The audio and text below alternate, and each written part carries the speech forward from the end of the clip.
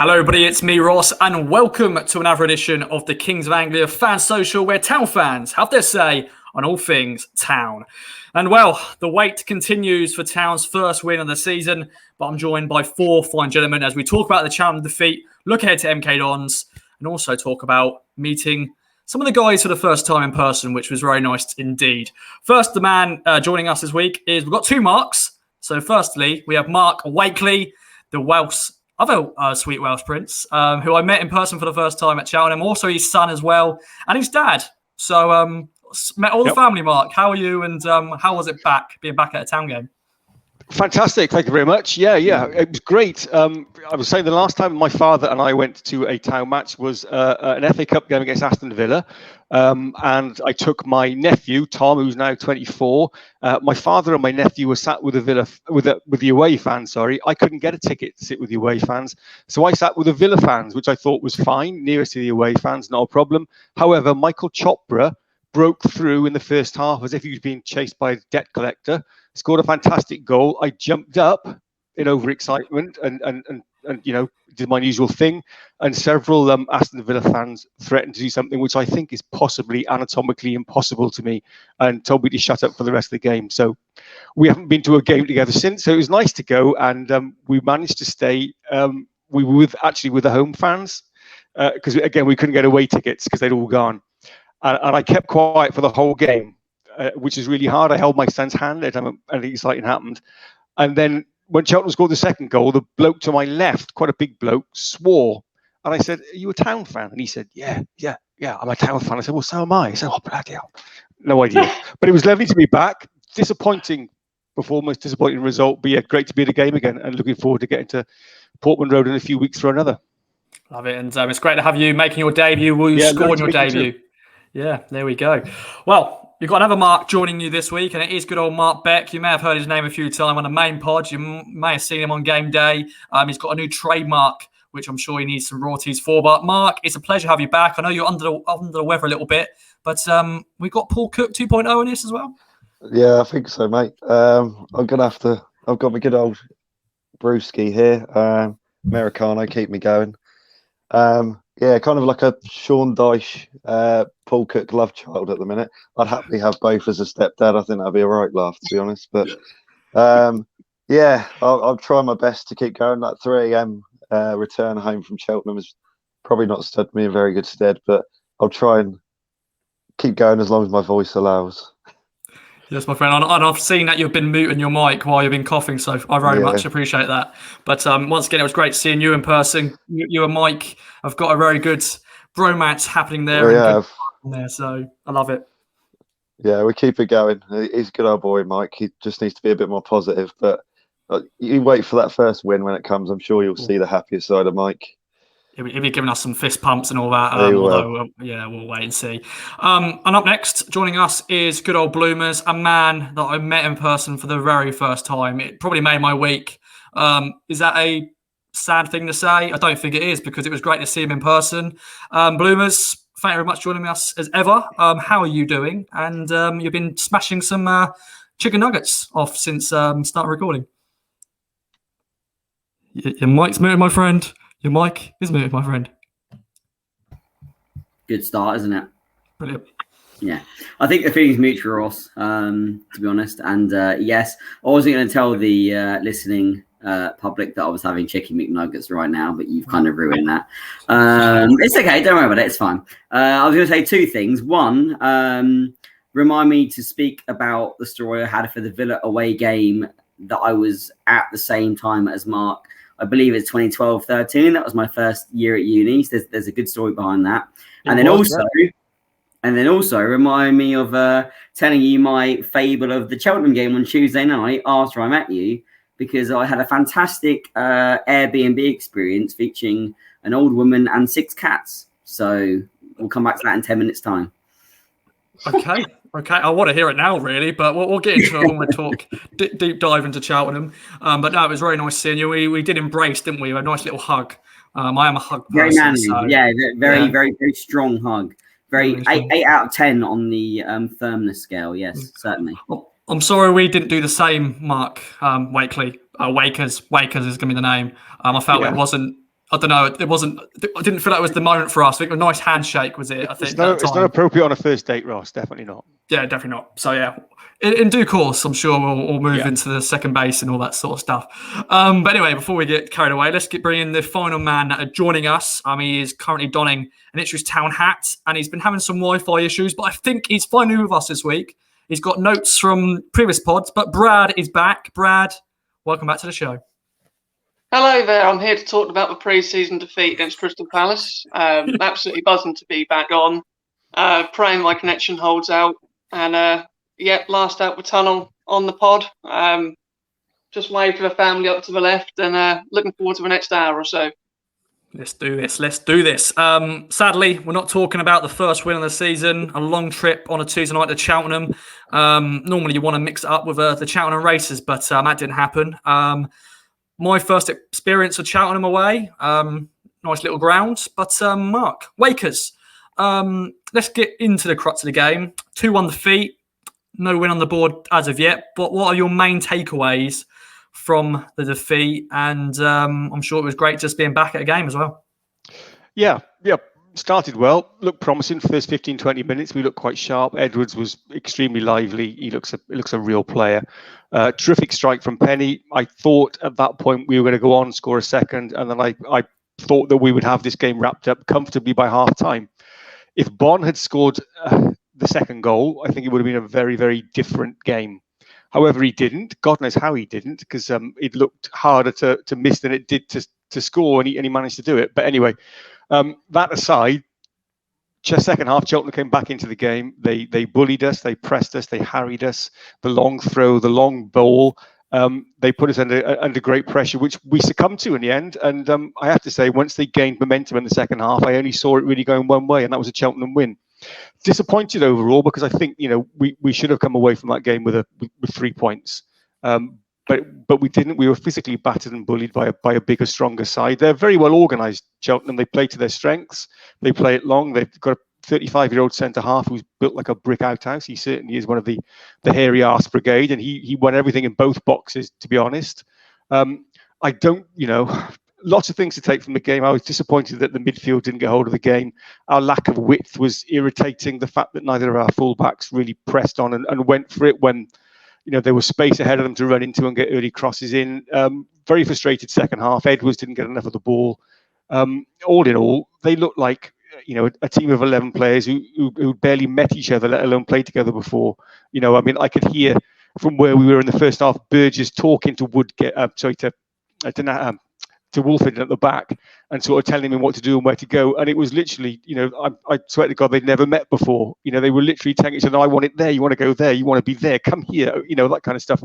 They'd obviously not trained together before, and that was obvious. So, it is what it is at the moment. Very disappointing. I mean, Cheltenham is a tiny little ground, 4,000 fans there, and 1,000 of them were ours.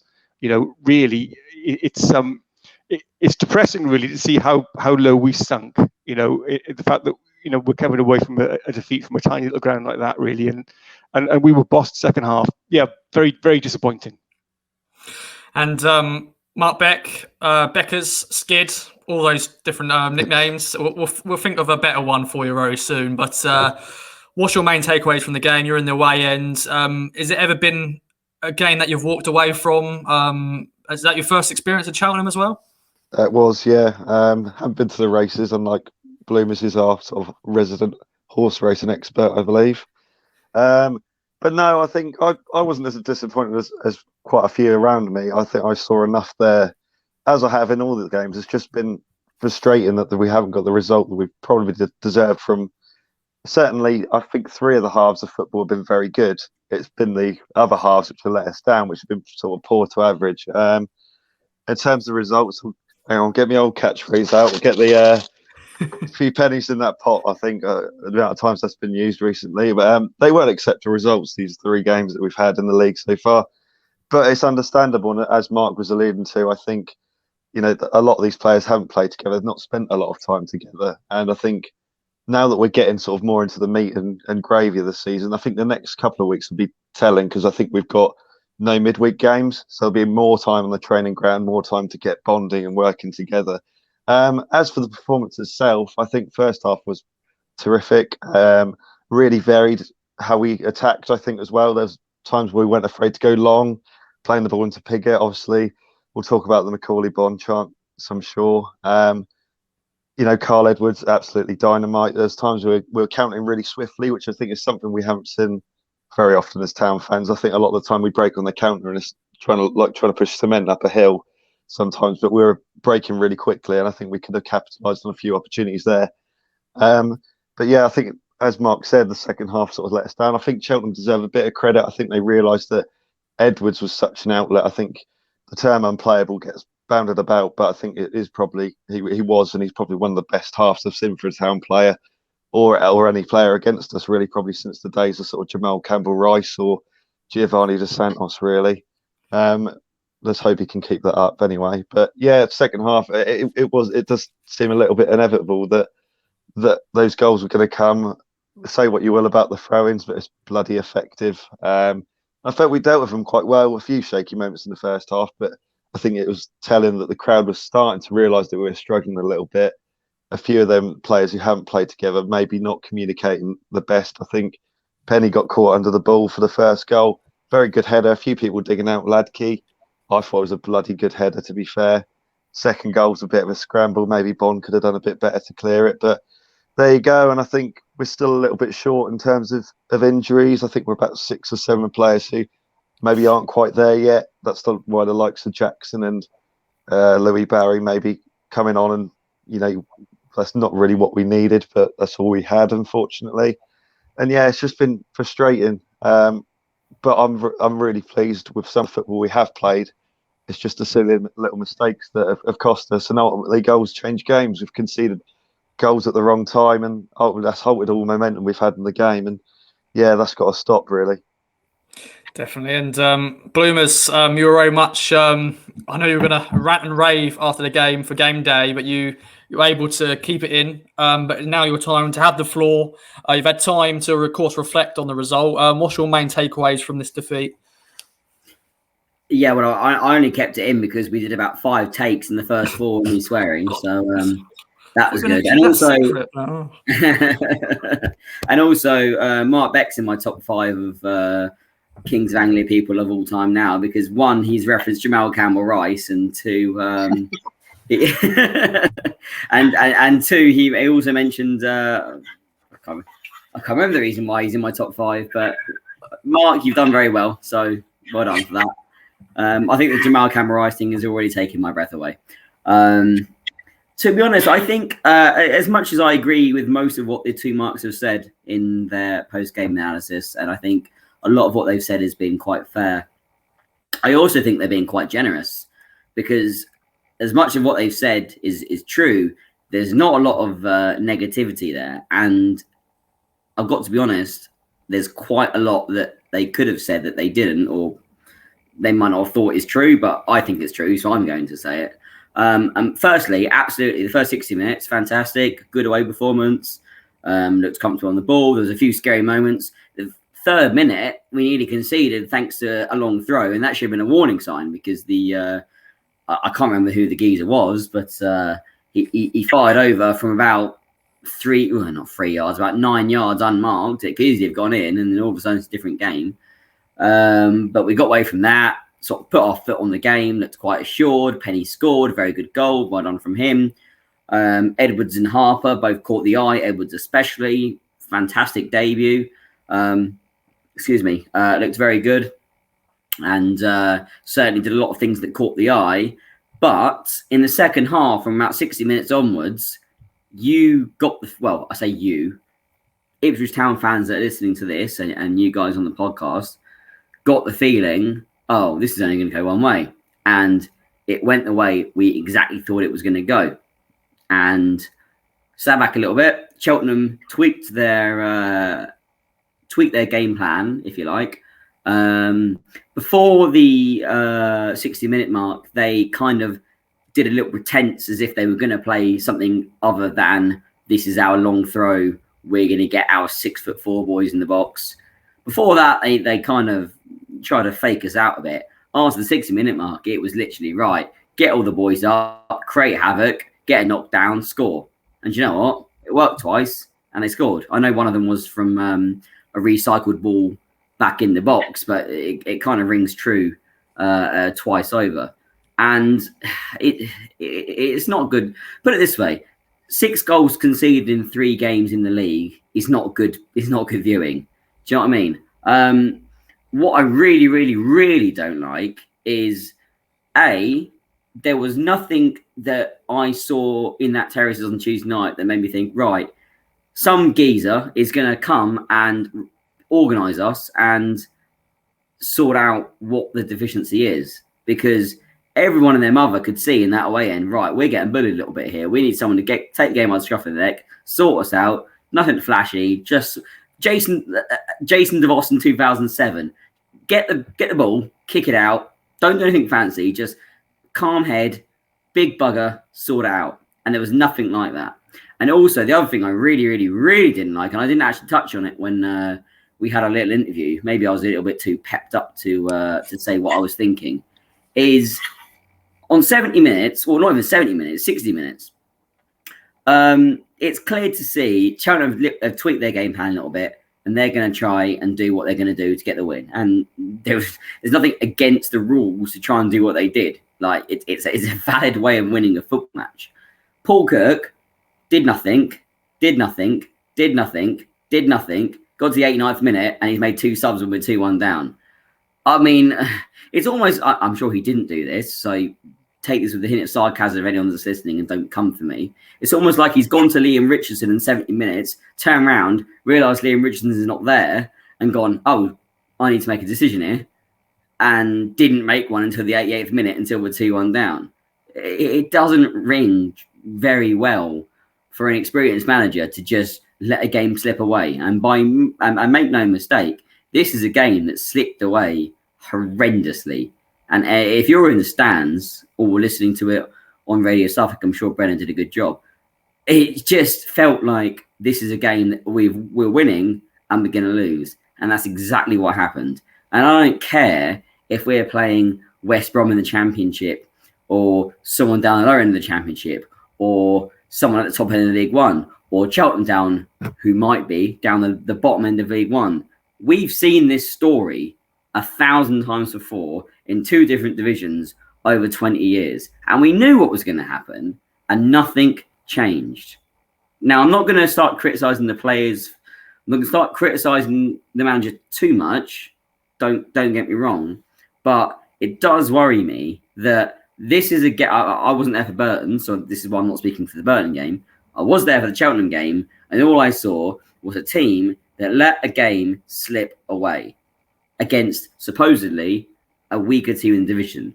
Now, I know it's 3 games into the division, into the league, but if this is what we might have to expect, this isn't good, and it's most certainly not the hallmarks of a team that's going to be anywhere near the top end of the division. So I'd like to know what the other 3 people, and you, Ross, as well, think about that, because I don't want to see that anytime soon in any games going forward.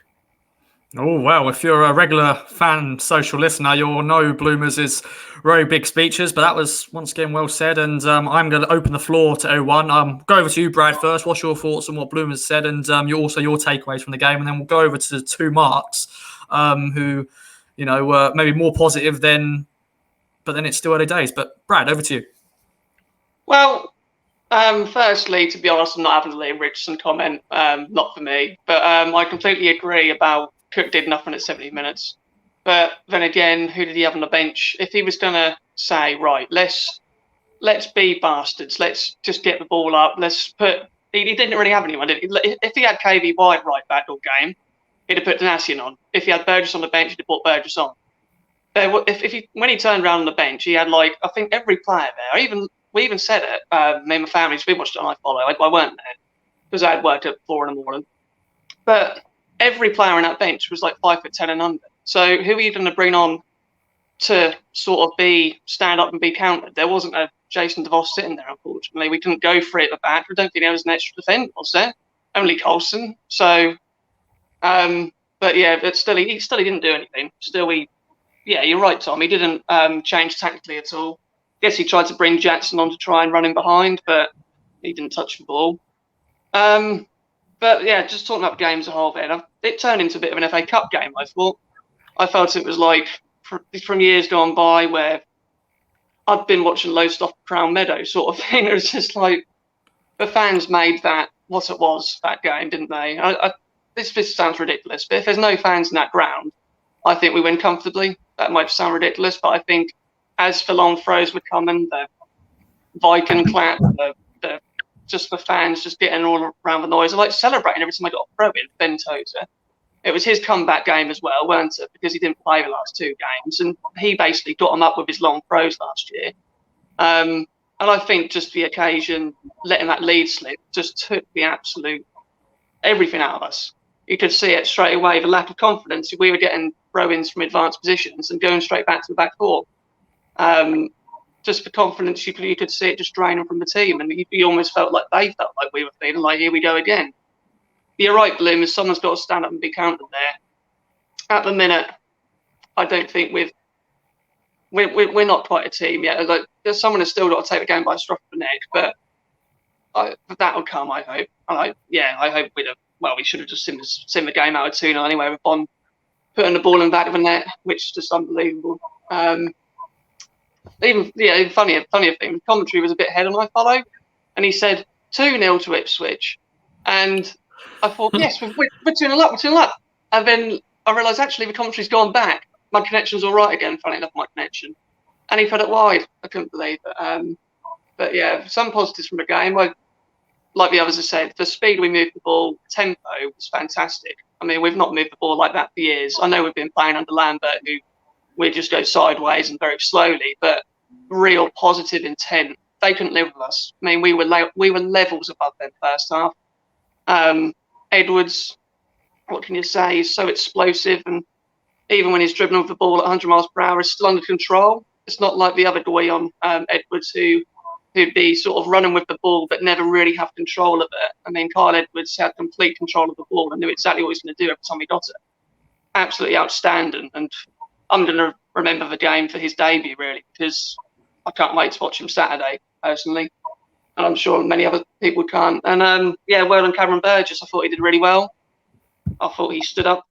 He did stand up to the bombardment, the aerial bombardment. I don't see the statistics, but I feel like he won a hell of a lot of headers every time against his man. And he's not like a DeVos centre half, is he? I mean, he's a big bloke, but every header he won, he just timed really well.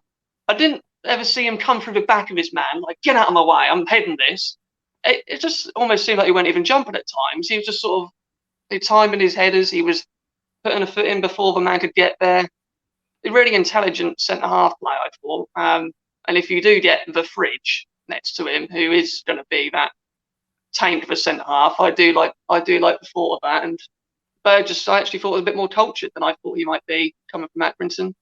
So good times are coming. Good times are coming. I mean, like I've said, that second half, it just turned into a panto, and the game got away from us, and it was Cheltenham's night, and fair play to Cheltenham. Well done to Michael Duff. They know what they're about. They know what they can do.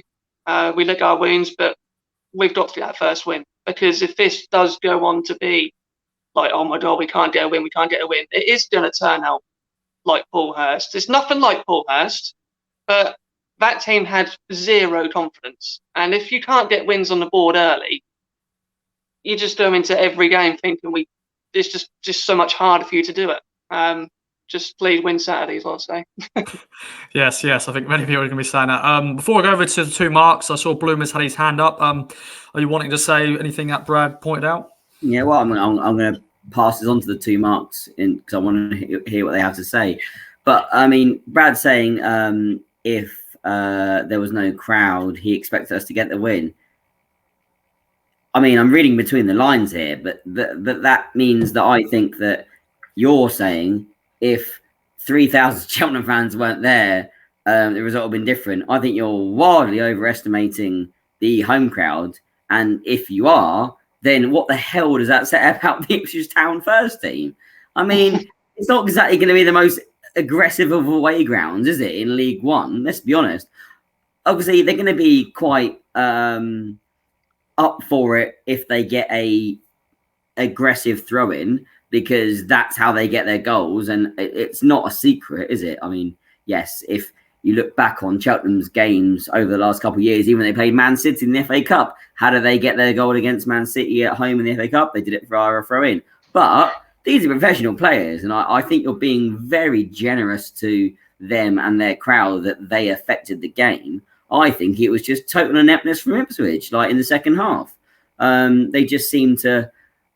I don't know whether it was them just sort of subconsciously or whether it be what Cook told them to do. But in the second half, everything just kind of went to a standstill. They kind of stood off and let Cheltenham tweak their ideas of getting forward and let us get bullied. I think that was a word that someone used by the throw-in. So, I think they're being a bit nice towards Cheltenham, but I'm interested to see what the other two marks think, because I think that's a game where you say if Brad, if there was no crowd, we'd win. Well, I probably would agree, but also with the crowd there, especially after 60 minutes, that's a game we should have bloody won anyways. So I don't really think they affected it that much. I think it was just our team, whether it be by tactics or the players themselves, letting themselves down. But again, the two marks, let me know what you think.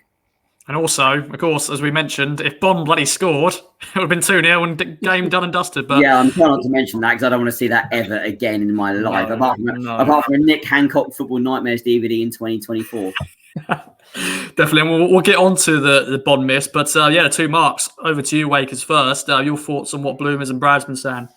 Well, I agree. I think in the second half we were crying out for somebody to grab the game by the scruff of the neck and actually give the team, a dressing down and put it all together. Evans is meant to be the captain. I didn't see a great deal of that from him. I like a vocal captain who's got a bit of oomph about him. I would have liked to have seen him just, give a rocket to a few of those boys and said, pull it together, come in tight, hold it together, just. But I didn't see a great deal of that, I've got to be honest. As for the tactical changes, you're absolutely right. 80th minute, make those substitutions. And Jackson came on. I'm not even sure he had a touch, if I'm honest. I was thinking to myself, we're lacking width here. Put Denassi in at the back, make a back three. He's a fairly big fella. Get Kane Vincent-Young, Coulson on, and keep the two big lads on up front and be direct, get it on the flanks and get the ball in.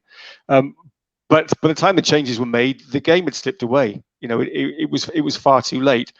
So yeah, I'd love to roll back the years and have got Terry Butcher back at the back there, because he would have given some bollockings and really pulled them all together. But I didn't really see anybody like that. I mean, I wouldn't expect that of Burgess. It's his first game, but I would have expected a little bit more perhaps from Evans and Harper in midfield, who I thought, to be honest, were pretty poor second half. They were fairly lacking. I would have liked to have seen them get stuck in and dug a few boys out, as Roy Keane would say, and really get hold of that game. Even if it meant sticking it into the stand at times, and playing the long ball.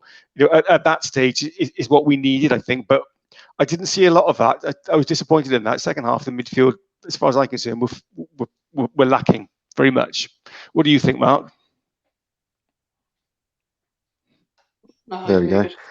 Yeah, bloody muting. I'm doing it to try and keep me coughing at bay. But no, I'm kind of split between the two, really. The crowd, I think, played a bit of a part, definitely. That being said, I think we didn't defend particularly well against these long throws all night. As Bloomer said, I think the chance in the third minute was the bloke who ended up scoring the first goal in the similar position at the back post. But with regards to the substitutes, I think, as Brad said, he was very limited in what he could do. There's not many players on there, I don't think, that would have changed the tide of the game at that point. I think he probably should have changed the fullbacks, because no disrespect to Denassi, and I've never rated him. And I think that really compromised us on the right-hand side. He doesn't get forward enough. And when we were having a lot of possession, we needed the fullbacks a lot higher, and that's maybe where you need a Coulson and a KVY on the opposite sides with fresh legs to really get up and outside of their winger ahead of them. Both goals were poorly defended. To quote Paul Cook, our defending was not very good. That's the only Paul Cook impression I'm ever doing, by the way. But it's just frustrating. And I think if Bond will go on to the Bond miss, I'm sure. As daft as it sounds, that's the one person that if he's going to miss, you probably want to miss, because that's going to hurt for an Ipswich Town fan to miss a goal that he probably knew would have won us that game. That's going to hurt. And I think he's put an Instagram post out today. He says he's not going to miss another chance. And I think this might light a fire under him that's going to mean he wants to score every chance that's presented with him now. But no, I'd probably say I'm somewhere between Bloomers and Brad. It's disappointing. I'm not going to deny that. And I think we did let the game get away, but there's limitations to it.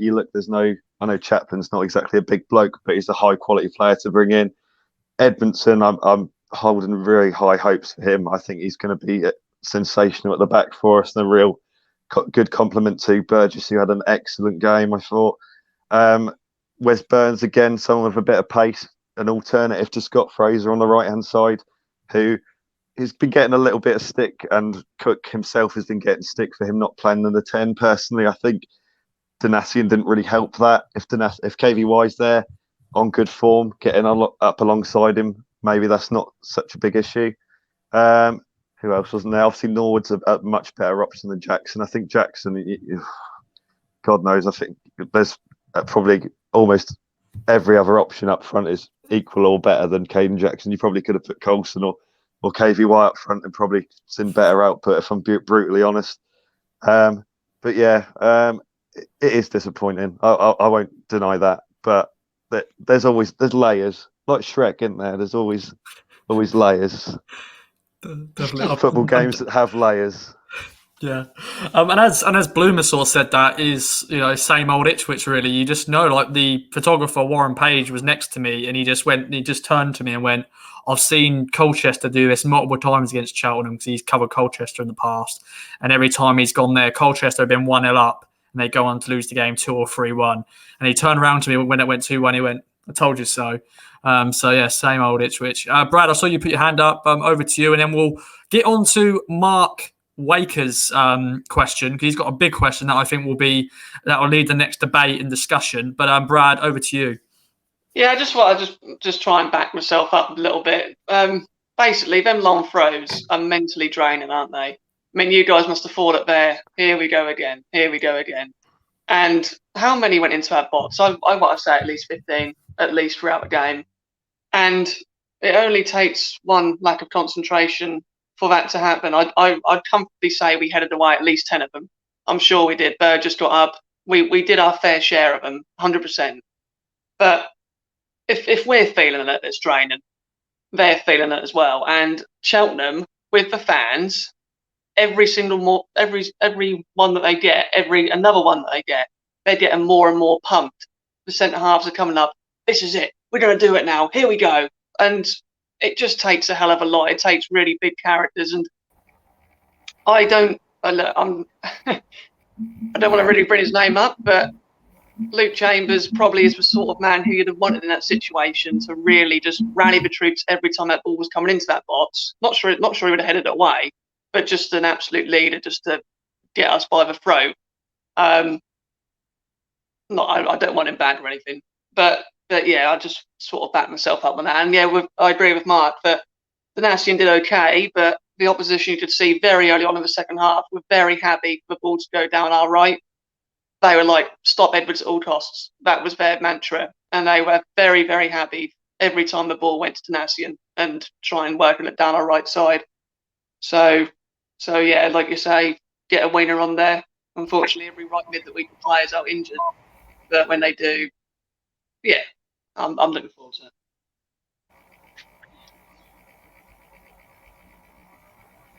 Yeah, muted, Mike. Yeah. For God's sake, I'm doing what everyone else does. But as I said, as I was trying to say before I move on, I'm going to go over to you, Bloomers, first before we go over to you, Wakers. Because I want Bloomers' just thoughts on what the guys just said. Are you happy with what they've said, and anything else to add before we move on to Mark's big question? Right? Wakers' big question. Well, look, I completely understand that, going back to the very, very, very, very first point that was said, that on our bench, there wasn't the kind of person that might come on and influence game in the old school kind of way. For those of you that are listening, I just did air quotes. But at the end of the day, these are professional footballers that are not exactly going to Millwall away. Do you know what I mean? It's not exactly a hostile atmosphere. It's not, well, as long as they've been doing what they should have been doing, this is not going to be a surprise to them that suddenly in the 70th minute, Cheltenham are chucking long balls in the box. Like, it's, do you know what I mean? It's not exactly surprising. I could have told them that at 2:00 in the afternoon when I was in Wetherspoons in Cheltenham. So it's not exactly surprising. What was a little bit surprising is the inability from players and or the manager and or the coaching staff to change anything. And all of a sudden, in the 82nd minute, and by the way, it was the 82nd, it wasn't like the 89th minute. In the 82nd minute, they scored to make it 2-1. And for the 15 minutes or 10 minutes afterwards, we did nothing. I'm trying really hard not to swear here, Ross. We did nothing to, like, even pretend that we were going to score a goal to equalise. Pathetic. So, I don't know. I know it's the third game, so you're not exactly going to get really into detail to try and nitpick stuff, especially because we got rid of 21 players and we signed 16. But I don't think I'm being unreasonable to suggest that wasn't up to scratch, no matter who it was. And forgive me, because I don't remember who said it, but talking about the captain and the lack of vocals from the captain, whoever did say that, I completely and utterly agree with you, because, well, I agree. I would also like my captain to be vocal, but, also, if my captain's vocal but doesn't perform on the pitch like he should do, then that's another thing, and we're not going to go into that. But I do agree that it was quite telling that there wasn't someone to take the game by the scruff of the neck. And even if the captain isn't that kind of player, they can still use their voice to, try and steer it in a different direction. As it was quite rightly said, we didn't have that. So I'm not quite sure, really. It's a weird one. I'm not, as much as I can, the three fine gentlemen here have got very good views, and they're certainly well educated, and they certainly aren't. They saw what they saw, and they have their beliefs, and I completely respect that. But I've not heard anything that would make me question what I've already said, if I'm being perfectly honest. But hey, there's 43 games to go, and we certainly haven't been relegated or promoted by these 3 games. More the latter than the former, but. Okay. Just quickly, Rory Delap and Stoke on a Tuesday night. Who could defend those long throws? I just want to throw that out there. Well, I mean, if you're going to do it by that, that was also 2 divisions higher than what we are in now. So yeah, they still did it. And we were by far the better team quality-wise on the pitch. Stoke did what they did, played the throw-ins, would win most games 2-1. So I mean, they're good at Cheltenham. But we weren't playing Stoke. We were playing Cheltenham. Yeah, but I'll tell you what, his long throw, probably near on par with Delap's, I'd say. That was seriously dangerous, his long throw. It went like somebody just licking the ball in the box. Yeah, well, I mean, I look forward to them going up with 100 points then. All right, gentlemen. I want to quote something from you, Bloomers, actually, because I thought it was very, sort of telling as a Town fan. And this is your tweet, a top-tier tweet. All my football supporting life is just watching Ipswich Town lose in smaller and less exotic new places, which is very true. I think we've all been to many new places we never thought we'll go to and then lose. Definitely think we'll Accrington back in the FA Cup day and all that sort of stuff. But over to you then, Wakers, to do the big question of the week. And I thought it was a very telling question. Some people think, is it too early to even question this? But I thought it's a nice little debate for us to have, and everyone's views on it. So take it away, my friend. Okay. The big question is, how long before we can reasonably criticise Paul Cook? Christmas? End of the season? What do we think? Well, I will go over to good old Mark Beck first, and then we'll come to lastly Wakefield. I don't know. I'm trying to think of a nickname for you. We'll get to that. But over to you, Mark Beck. Your thoughts. I think we're quite a patient fan base as it is. obviously there's a few different people and different views within a fan base. Bloomers is well within his rights to criticise the manager, and I think there is elements that you can criticise the manager for how a game goes. In terms of the bigger picture, in terms of the season, I think I'll be reserving all my judgments until at least 15, well, I think it's 16 games in, which will be the day before Halloween, which is the Plymouth game. I think there you kind of start to see the story of the season, where this team is heading, whether we may not quite be there yet, but that's probably where we're going to be heading, if it's going to be an upward curve or, God forbid, a downward curve. I think the more interesting thing is how patient the owners are going to be. We know Marcus Evans was a very patient, if not too patient, probably a little bit laissez-faire, to be honest. I think the manager kind of had rule of the roost a lot of the time, especially when sort of Lambert gets a 5-year deal out of nowhere. That was a bit of a ludicrous moment. But all the managers, bar Jim Magilton, have had a decent amount of time. Well, Paul Hurst didn't really, did he? But most of them, will say, had a decent amount of time. I think Mike O'Leary mentioned in one of the various interviews he's done with either the club or media platforms that, if this event was to happen where we weren't going to get up to the best start, then they wouldn't panic. They realise that this is a process and this is going to be a rebuilding year. And if it doesn't quite happen this year, then so be it. They'll be ready to go again. We've committed to this squad some very good footballers who seem not only committed to the club, but they seem committed to Paul Cook being the manager. All of them have spoke about Paul Cook in good length, that they're there because they trust the manager. And I think he will get the season. But I think, we've got to be careful when we put the pressure on. I think it's a fine balance. It's like a set of scales where it's about being patient before you start to let it slip away. I think 15 games, from my perspective, is fair. That's when you're starting to see things. I certainly won't be calling for his head then, but I'll be looking to see improvement from 15 games onward if we aren't where we expect to be. You're on mute again. God's sake, it's not been my night. It's not been my night. But well said as ever. Bloomers, over to you then. You've had a lot to say. Now you'll say on Paul Cook and how long would you give him? It's ludicrous really for us to talk about this already, but I thought it's a good question from Wakers. But over to you, my friend.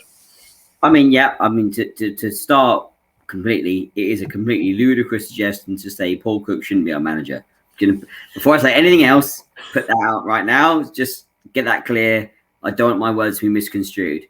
The trouble is, it's a $64,000 question to say, when can we question? Because questioning can be from what I've just said for the Cheltenham game, being like, I think he should have made a change earlier, to you're useless, get out of our club, you're an absolutely useless manager.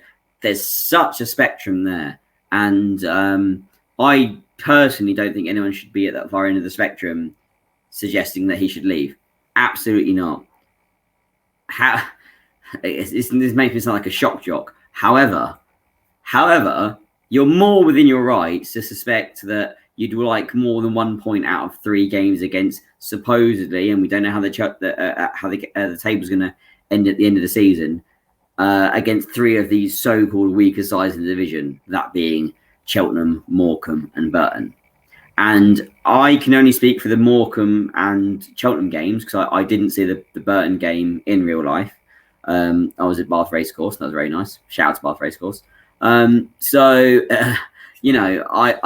don't want to sound like I'm questioning the appointment, because I'm absolutely not. However, I feel like anybody, even the most I want things now person who, like, if we win a game, he's the greatest manager in the world. If we lose a game, he should be sacked and never get a management job again. Even that kind of person that's in their snap judgments, even they are allowed to question what's happened so far in the 3 games. However, no, absolutely not. It's fine. I've identified 2 games, being a South London supporting Ipswich fan, I've identified 2 games in the calendar We play Charlton away on the 6th of December on Tuesday night. And we play Wimbledon, AFC Wimbledon, away in mid-January in 2022. I think those two are rational games to start thinking about how the season's going. Just as, I don't know if you guys remember Wickham on New Year's Day 2020. Jesus Christ, 2020. That was quite a... I don't know what Ross is doing here, but yeah. 5-year deal day. The 5-year... Oh, Christ, it was, yes. Oh goodness, yes. Yes, it was, yes. Jeez, I was in a very, very, very, very, very random... It wasn't the famous club that was recommended to Ipswich fans on the away days, but I was in a very, very dodgy pub in Wickham when that deal was struck. Yes, Christ, I remember that now. Though January, you're more than welcome, because if we're in 17th place or 16th place, by all means, start kicking off. If we're in the top half, maybe see how it goes. If we're in the top 6, shut up. So, I think you're more than welcome to have a go at Paul Cook now, but if you start saying that he needs to go, then absolutely not.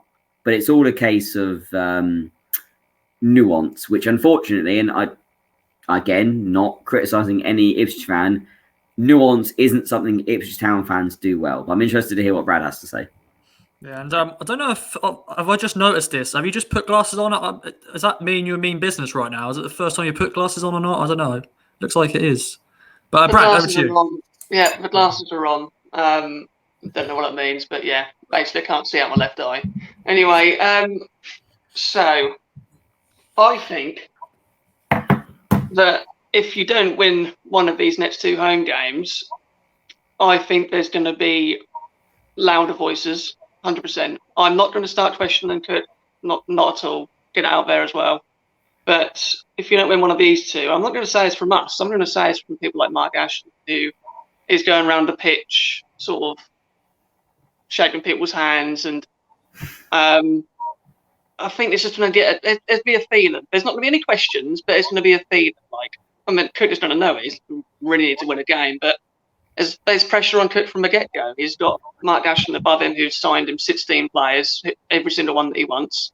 He's got rid of all the ones that he wants to get rid of. He's got Bert Beck, he's got those guys in the States who have basically said it's paramount we get promotion this season. They absolutely want promotion. So how long do I give him? I give him at least half a season, because I can already see after 3 games that this team has got serious quality about it. I think there's upgrades all over the pitch. You've got Harper and Evans in midfield, who I think are a massive upgrade. I really do.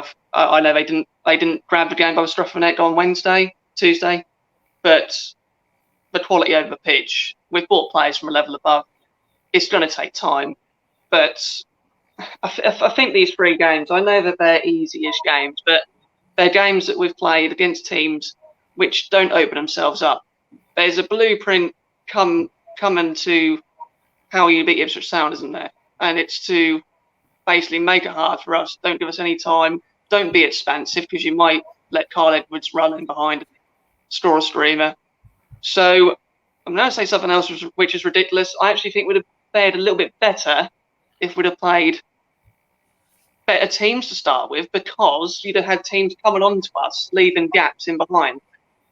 I've not seen one moment yet where I don't think I've actually seen the fullback overlap his man on the wing, but for a single team we played this season. I wasn't at Burton, so that may have happened.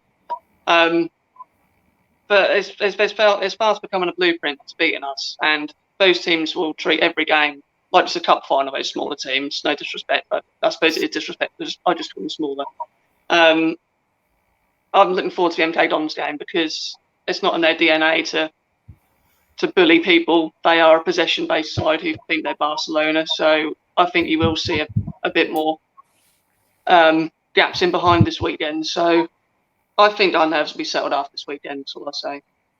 Okay, and of course we'll end the show looking into the MK Dons game. But over to you, Wakers. You chuck the question to the floor. Now it's your time to shine and tell your thoughts on it. Right. Okay. Well, in my opinion, I'm hoping that by Christmas, I say Christmas, I mean early December, I expect to see a team with a clear pattern, a clear identity, and I'd like to think I'd have a pretty good idea every Saturday, injuries aside, what the best 11 is going to be and what that team is going to be on a Saturday. I hope we get to that situation, and I've got a good idea of what I will expect from Ipswich Town on a Saturday or a Tuesday night. At the moment, I've got no idea what the best team is, and I don't think Mr. Cook has either. But when all those players come back, Wes Burns, Chaplin, etc., I'm hoping that by Christmas the team have a clear identity, a clear pattern of play. I've got a really good idea what the best 11 is. So has Mr. Cook, and they're playing the kind of football that I think they're capable of, but doing it consistently. I think if we've got to that stage, results aside, I'm going to be reasonably content because I'm fairly patient, like most Ipswich Town fans. If we get to December and we're still faffing around, and I've got no idea what the best team is, what the best formation is. If Scott Fraser is still playing on the right of the front three, at that stage, I think I'm going to start asking questions then, because I can clearly see that he's not, a right-sided attacking player, because he keeps coming in on his left foot, and without a fullback to overlap him and create that space, he's running into trouble all the time. So yeah, that's my opinion. Christmas, and I expect to see a clear identity from our Ipswich Town side. Okay then, and listeners, get involved. Let us know on Kings of Anglia on Twitter, and also when this goes out on YouTube, let us know in the comments your thoughts on that. Well, let's get into the game on the weekend. MK Dons coming to town, of course, got a bit of a relationship with us now because they've got pretty much all the former coaches and former players. Liam Manning in charge, David Wright, probably one of our last good right backs until Kane Vincent-Young came in. He's now a coach there. Chris Hogg as well. I want to go over to Mark Beck first, getting your thoughts on the starting 11. MK Dons have started the season off with a win, a draw, and a defeat. They drew 3-3 against Bolton. They lost against Sunderland at home 2-1, and they beat Cheltenham on Tuesday 2-1. Troy Parrott has scored in back-to-back games, so he'll be making his return. Of course, Scott Fraser will be playing against his former side as well. The question is, will Scott Fraser finally play as a number 10? What's your lineup, and what do you reckon Paul Cook's going to do? Personally, I'm not really into this Scott Fraser as number 10 argument, really. I think a point that Mark made, it's more about the fullbacks. If the fullbacks don't get forward, then it doesn't benefit either wide, because they're not really wide men. They're more, they play inside, and the fullbacks have got to get forward. I don't think we've seen that enough from either side, and I love KVY. From the moon to the moon and back. He's a bloody brilliant footballer, but you can tell he's missed 2 years of football or 18 months of football. He got completely bullied by Lucas Aitkins against Burton Albion. He had him in his back pocket, both coming back and going forward. So we need to see more from KVY. Donatian, I've probably said enough. I'm not into this Renaissance that you boys keep going on about. You can leave that back in the past. Because the Renaissance period was a bit naff, wasn't it? Let's be honest. They all wore weird stuff, didn't they? So, but no, starting 11, I think it'll be very much the same. Just KVY will come in for Donatian. I think it'll be exactly the same team. I think once again we're beating ourselves. Bloom has said it. I think it's more about mentality and cutting out the mistakes rather than really our own performance. I think the 60 minutes that we saw was probably good enough to win the game. Macaulay Bonne, we need to stop saying that. I don't want to see it again, like Bloom has said. Marlon Harewood's miss was far worse, absolutely far worse. We'll keep bringing that up, shall we? But no, I think the team, I thought it was a very good team from Tuesday night as well. I thought that was the right team to play. Donatian coming in for KVY. As much as I've criticised him just a minute ago, he's a bit more physical. Maybe should have come off to maybe change the game up a little bit. But yeah, as Brad said, I think coming up against a more expansive team, I'm not sure really what to expect. I don't think Liam Manning has been in the management side of things very long. He's been a very good coach and a well-respected coach. I think Hutchie was saying he was part of the City group and been at some quite high-profile academies before getting that first manager's job. Was it in Belgium, I think it was? Yeah, second tier or something like that, yeah. God knows what standard of football that is, really. I thought they just do chocolate and waffles out that way. But no. You're forgetting beer there. I am forgetting beer, aren't I? I've gone to the wrong part of Belgium, aren't I? And Romelu Lukaku as well. Yeah, well, he's not really Belgian, is he? But no, I think I've lost my point now. Belgium. No, not Belgium. No, I've lost We're it. not. I've We're lost not playing it, Ross. Belgium, man. No, we're not playing Belgium. MK Dons prediction. Yes, there we go. Liam Manning, wasn't it? Full circle. Okay. Yeah. Yeah, I don't know a lot about Liam Manning. They've obviously gone through a lot of sort of turmoil. Probably Russell Martin built that squad for him, and now Liam Manning's gone. Oh, okay.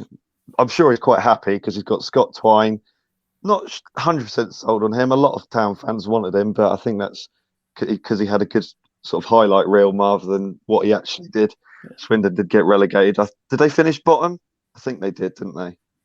They were very poor anyway. Troy Parrott only really now started scoring goals. Didn't score I think he scored once for us, didn't he? Didn't score for Millwall when he went on loan. So again, maybe he's found his fit there. Mo Isa, again, a lot of people bigging him up, but he was fourth choice for Peterborough in the end. If he was that good, he'd still be there. But no, I think, going back to what Brad said, I think coming up against a more expansive team, this might be a better representation of what this team can offer. And get KVY back in and hopefully we get him back to his best. And hopefully we're all sitting here next week or a new group of fresh faces and we're all smiling and happy and not worrying so much. Of course, I got to get your prediction, my friend. 2-1 Town. 2-1 Town. Over to you, Bloomers. What are you expecting from this game? Obviously, you want to win. What else you're hoping for? And once again, it's going to be probably a good packed Portman Road. Fans probably going to their first game if they missed the Morecambe game, but it's going to be another exciting afternoon at Portman Road. But what are you wanting from this game? And any changes? Yeah, I mean, I just swear, this is a completely clean podcast, Ross. Yeah, go for it. Well, someone said bastard earlier. I just said it. So okay, good. All right. So fuck MK Dons. Fuck everything they stand for. They shouldn't be in the league. They're an absolute disgrace. Pete Winkleman is an absolute disgrace. I can't stand the club. I hope they go under. And I obviously now live in South London and live very, very close to AFC Wimbledon. They're an absolute shining light to the Football League. And that absolute disgrace that is that is MK Dons shouldn't be anywhere near the EFL. And the fact they are is thanks to absolute an abomination of franchising that thankfully has never caught on, never will catch on, and will be a one and done thing that will never happen in this league, the league above us, the league below us, or anything else to do with the English football pyramid system again. Okay, now we've got through that. MK Dons are probably quite a good side. I mean, as you lot said, Liam Manning is a managerial rookie for all of us. Well, unless we've got very, very extensive football manager knowledge, which I don't. David might, but he's not on this podcast. So I don't know what to expect. I only can assume that if you look at MK Dons' managers in the past, when it comes to youth, the likes of Paul Ince, Carl Robinson, Russell Martin, all first time, and Roberto Di Matteo as well, first time managers getting their break in management, playing what MK would like to be an expansive style of management that allows players to flourish, and which is why Scott Fraser did so well last season. So I feel like if any team can be there to be got at by us, this would be the kind of team, assuming they don't suddenly shut up shop against us away from home. I don't think that's going to be the case, but I can't be certain. I do feel like at the end of the day, Scott Fraser should be number 10. In my personal opinion, Scott Fraser should be number 10 because he's shown that he's a good number 10. He's done well as number 10, and he's got the results to prove it as well in terms of assists and goals. So I don't understand why you wouldn't play a player in their best position, regardless of who else we've got. At the end of the day, you're not signing Scott Fraser for our club to be anything other than number 10, surely, unless you've seen something other than what we've seen. But at the end of the day, if you've seen something else, why have you signed him then? Because all his good work has been in that position, so play him there. But that's what I think, and it's just my opinion. I do think that we'll be more successful against them in terms of a even battle than Cheltenham, because we're playing at home. MK won't be the kind of physical side that we saw like Cheltenham. Again, there's no right or wrong way to play in League One, but I feel like we'll have a little bit more success. It should be a bit more of like a Morecambe style of game where it might be quite open and we might have some success. But at the end of the day, how can you sit on again? I don't think any of you have picked an Ipswich win because, you know, you're not stupid. But how am I going to sit here and say like, oh, you're going to win on Saturday? How can I do that after 4 games that we played already? So, you know, I'll say 1-1. If we win, I'll be happy. If we lose, I'll not be happy. If we draw, I'll say I told you so. But I don't know. It strikes me as out of these next 2 games that are supposedly crucial, again, air quotes there, against MK and AFC Wimbledon, this is the game that's winnable out of everything else. So let's approach that in that way. I've got no idea whether we will or not, but I feel like this is the one where, yeah, come on, let's kick on. Let's win 2-0. Let's put all this stupid talk behind us, and let's send MK back to their weird plastic city. Come on, lads. Love it. So your prediction there is 2-0 or 1-1? I didn't really... Oh, okay, sorry, 1-1. I want to say 2-0, but it's 1-1. Okay, of course, the prediction league is on the line. Currently, James and Daz are in the lead with 4 points. Matt, Brad, and Dan currently on 1 point. So Bloomers, you could get 4 points here if it's 1-1, but hopefully not. Brad, over to you. What are you thinking? How are you feeling going into this one? I think it's going to be an absolute rip-roarer. I think you're going to have 2 teams which are going to want to attack, and I think there's going to be goals, because I don't think either team can defend necessarily very well at the minute. So attack might be the best form of defence. But I actually hope that we counter-attack rather than attack, because I saw Tuesday night and snippets of the highlights of Burn, just how devastating we could be on the break, especially with Carl Edwards. I think if you are able to soak up pressure from MK, who have gone through a managerial change, let's face it, they're still Russell Martin's side, really. They're still playing 5 at the back. They're still playing the same way that he did. They've probably brought Liam Manning in to play exactly the same way because they know that he will, because he's got the same ethos as what Russell Martin does.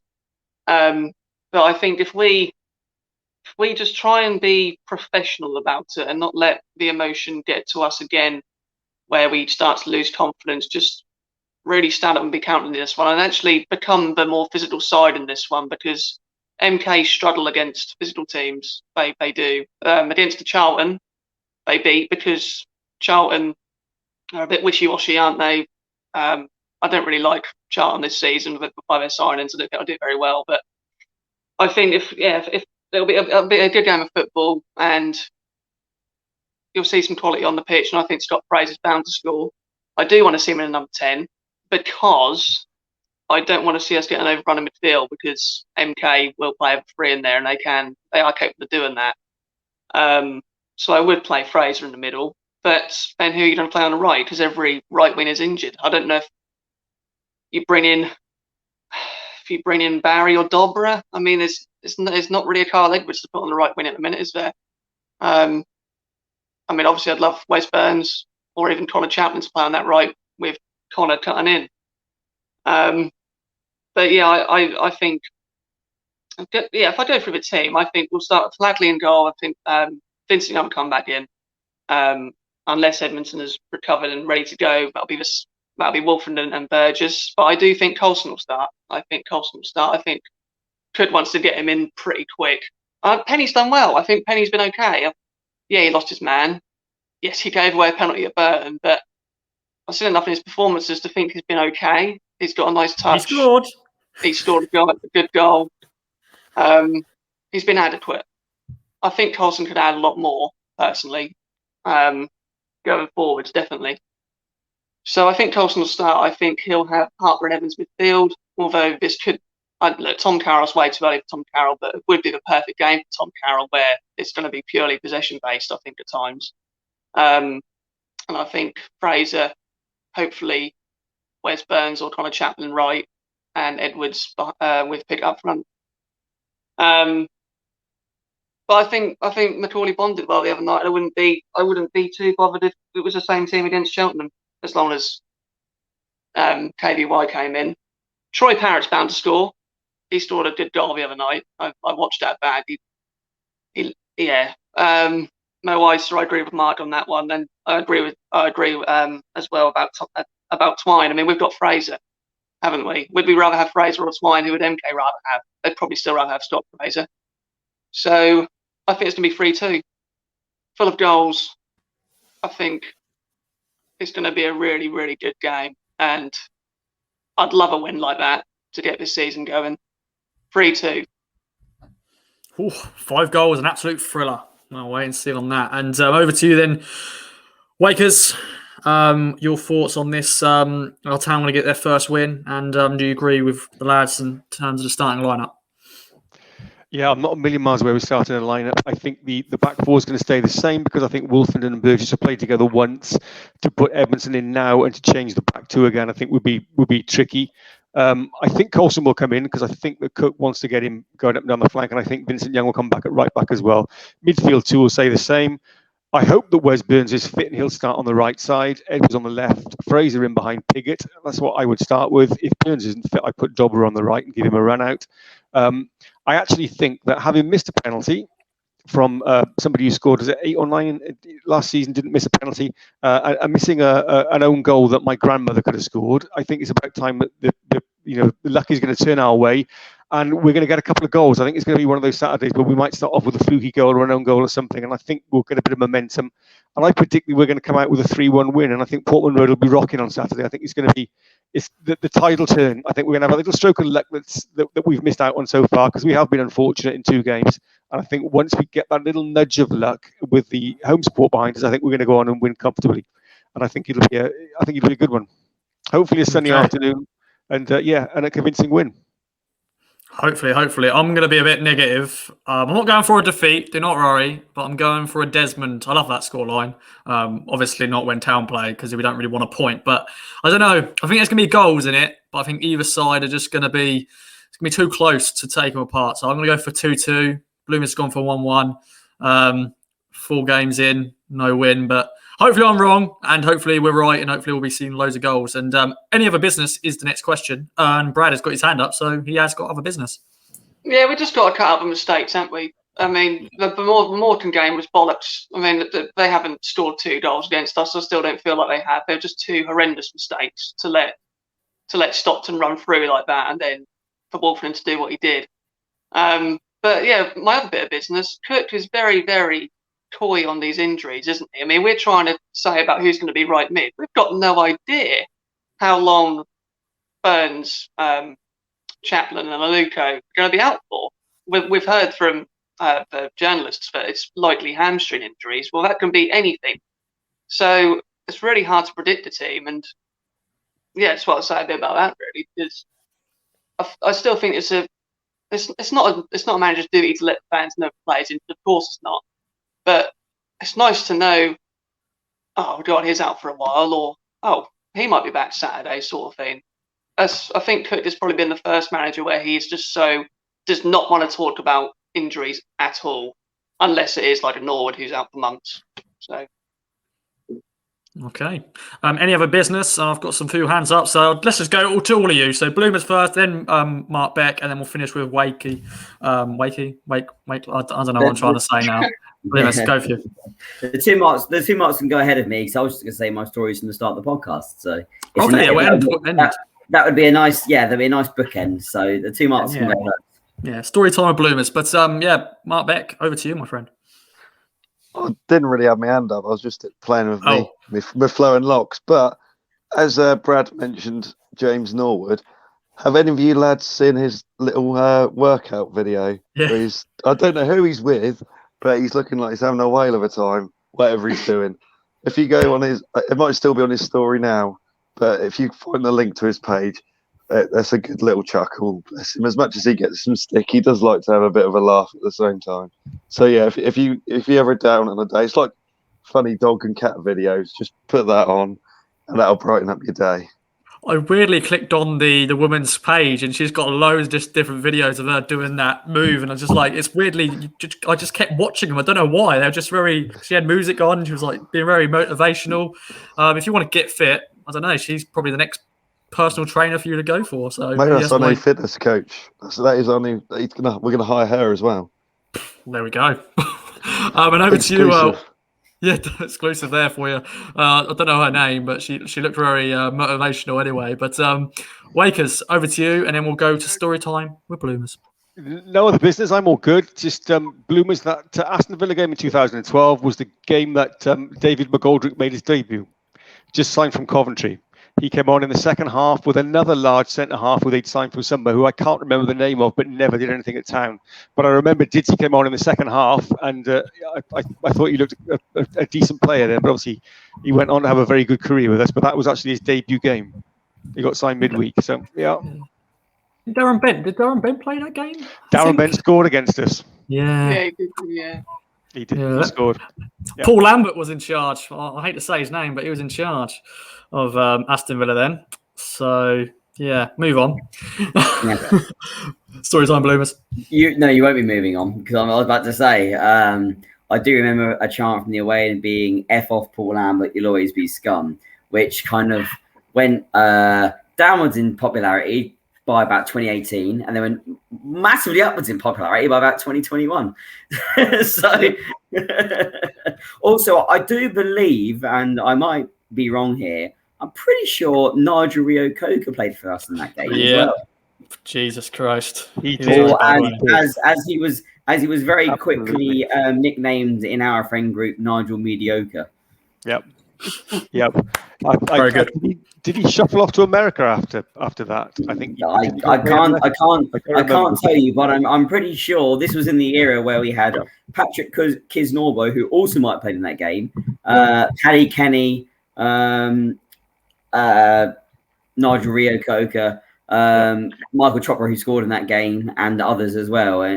I tell you what, it would be if I go through that starting 11 and the subs, that's a very much a who's that of footballers in that time frame as well. Very good times. It was my first year of university. I used to live in Coventry, so I went to Cov Uni.